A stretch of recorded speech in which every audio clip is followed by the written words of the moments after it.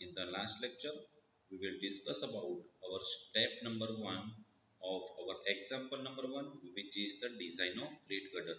Okay, so students, first of all, this is our fourth lecture of this chapter, and in the first three lecture, we will discuss about what is plate girder, what is the advantages and disadvantages of plate girder. After that, we will discuss about how to find out load which is acting on plate girder, and after the load acting on the plate girder, we have to discuss about how to design a plate girder member. Okay, and you all know that plate girder is not a rolled section, but it is welded section or it is bolted section. Okay, because our rolled section having the maximum depth of 600 mm. So students, let us discuss. In the last lecture, we will discuss about our example number 1, step number 1. Okay, so let us revise. In our last lecture, we will discuss about our plate girder having a span of 24 meter, and this 24-meter span is subjected to dead load having a value of 20 kilonewton per meter, but this dead load is excluding self weight of plate girder. So first of all, we have to find out self weight of plate girder with the help of equation capital W divided by 200, in which our capital W is factor load on plate girder.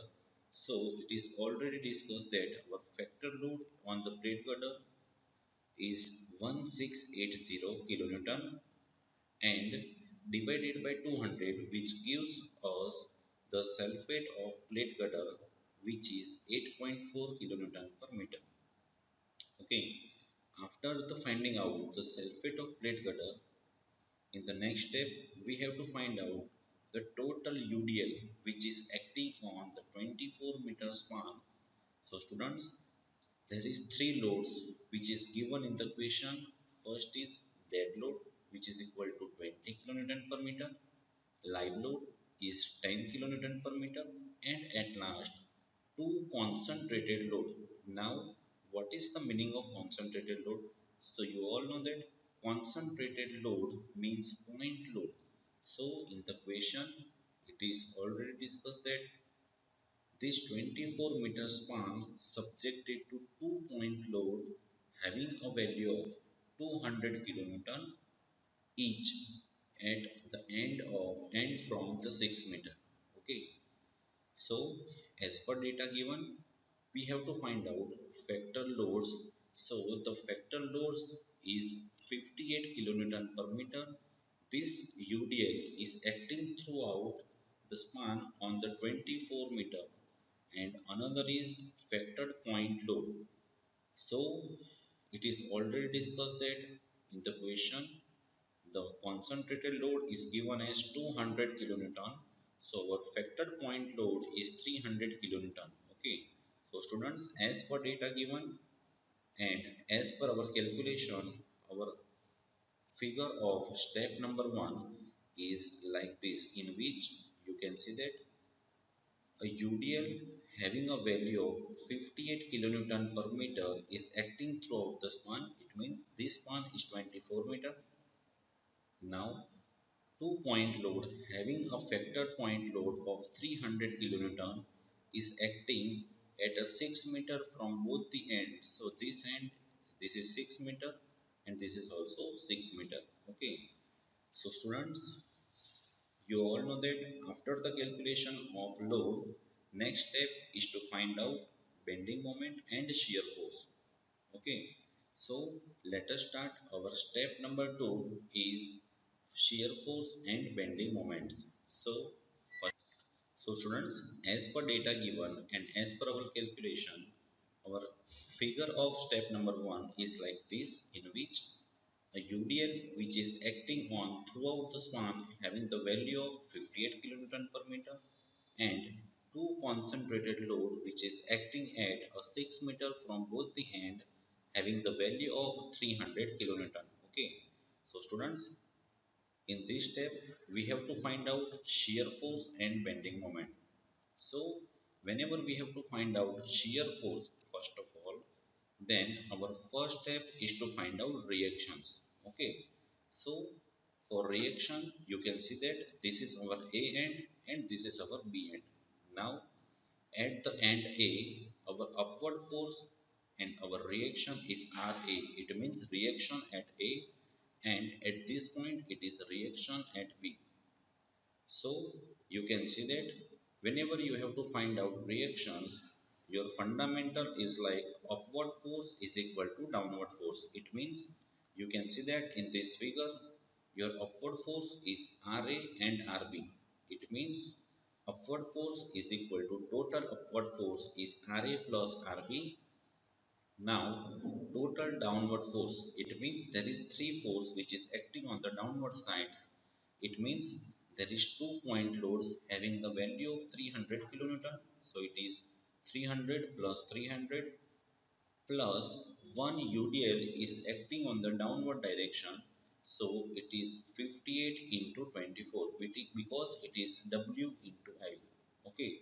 So this is the first method in which you have to find out upward force is equal to downward force, and after that you have to taking a moment at any one end, whether it is end A and whether it is at B. Okay. And in this step, first of all, you can see that this figure is a symmetric figure. Okay. And whenever your figure is symmetric, it means your both the ends, both the supports takes similar reactions. Okay. So you can see that this figure is a symmetric figure because 2 point load is acting on a same distance and on a same value, and one UDL is acting throughout the span.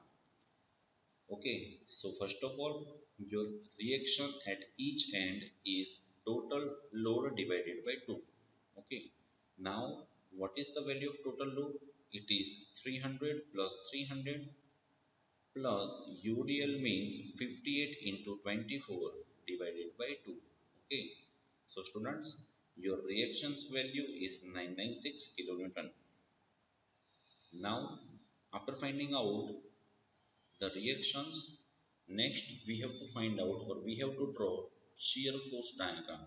So you can see that at this point your upward force is 996 point. Okay, so this is your 996. Now we are moving further at this point, and at this point you can see that there is two forces acting. One is UDL is already acting, and another is point load which is acting downward direction.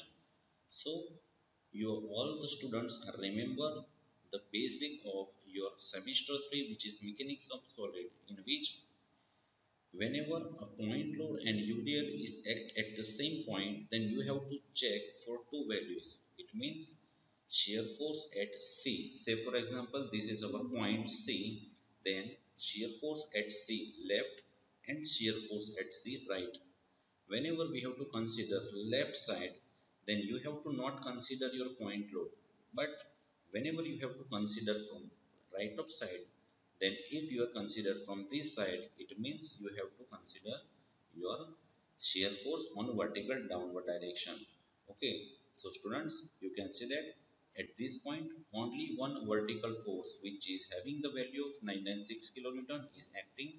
Now we are moving further to the next point, which is C point, and at C point your C left, it means upward force is equal to downward force. So your upward force is 996 and your downward force is 58 because this UDL is having a value of 58 into this span, it is equal to 6. So 58 into 6.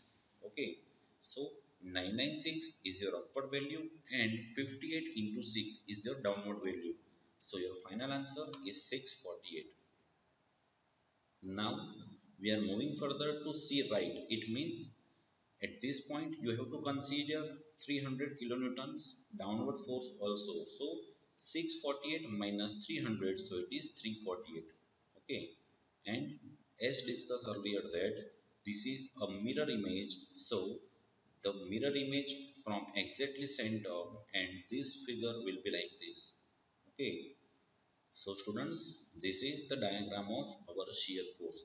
Now we are moving further to the bending moment diagram, and you all know that your bending moment occur maximum when the shear force is equal to 0, and this point is called as point of contraflexure. Okay, so first of all, we have to find out shear force and maximum and bending moment, in which our bending moment at both the end is remain 0. Okay, because in the question you can see that it is clearly mentioned that it is simply supported span, and you all know that simply supported span doesn't take any moment. It means your moment at support is equal to 0. Now, whenever we have to find out bending moment at this point, so our this 996 kilonewton is moving to this direction. This is load into perpendicular distance, so it is 996 into 6 minus this UDL is moving and going to this point in a anti-clockwise direction. Okay, so it is 58 into 6 into 3. So your answer is 4932. Now we are moving to this side. So this 996 into this distance is 12, because our span is 24 meter, in which your maximum bending moment is exactly at the center, because this is a symmetric figure. So at this point your clockwise moment is 996 into 12. Now there is two anti-clockwise moment, one due to UDL and another is due to point load which is acting on the downward direction. Okay, so 996 into 12 minus 58 into 12 into 6. It is W into L into L by 2 minus 300 into 6, because this point load is reached at this point with the distance of 6 meters, so it is 300 into 6. Okay, so whenever we have to calculate moment at this point, the answer is 5976. Okay, and for this point all the calculations are remain same. So students, this is the bending moment diagram, and the calculation of this bending moment is given on the next slide. So you can see that maximum shear force which is generated on the support, it is 996 kilonewton. Now maximum bending moment at E point. So you can see that this is our E point. This is A, this is B, this is C, this point is your D point, and this is your E point. Now for E point, as discussed earlier, that it is 996 into 12. So you can see that 996 into 12 into UDL is moving and transferred to this point in the anti-clockwise manner. It is 58 into 12 into 6, W into L into L by 2, and your downward force, downward point load is reached at this point. It is load into perpendicular distance. So this distance is 6.6 meters. So it is 300 into 6.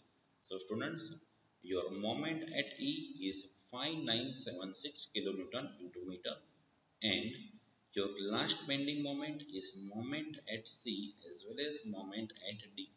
Okay, so at this point your moment is load into perpendicular distance, so it is 996 into 6 minus 58 into 6 into 3, so you will get your answer 4932 kilonewton into meter. Okay, so students, this is the end of your step number 2. Okay, now you can see that your maximum shear force is 996 kilonewton, and your maximum bending moment is 5976 kilonewton into meter.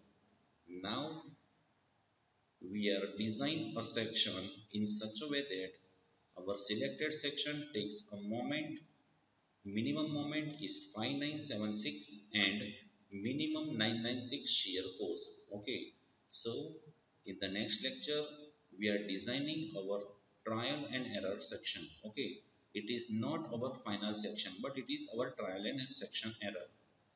Okay, so students, this is the end of our today's session. Thank you.